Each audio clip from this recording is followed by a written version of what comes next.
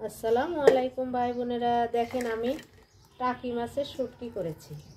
আপনাদের ভাইয়া টাকি মাছের শুটকি খেতে পছন্দ করে, তাই বাজার থেকে টাকি মাছ নিয়ে এসেছিল। আমি এটা সুন্দর করে কেটে ধুয়ে তারপরে দেখেন এই যে শুটলিতে করে ছাদে দিয়ে এসেছিলাম।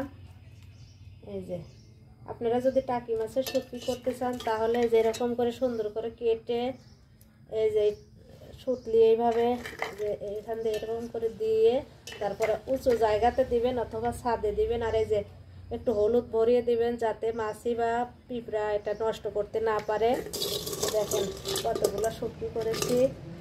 আর এইগুলো আপনারা সুন্দর করে সংরক্ষণ করে সারা বছর খেতে পারবেন। এই যেরকম পাতিলে যদি রাখেন তাহলে আপনারা পলিথিন দিয়ে মুখ বেঁধে রাখতে হবে, তারপরে রেখে দিবেন। আর যদি কৌটোতেও রাখা যায় এবং ফ্রিজে নর্মালেও রাখতে পারেন।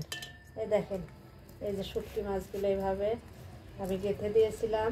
এই যে 7-8 দিন রোদে রাখবেন আর সারা বছর খেতে পারবেন।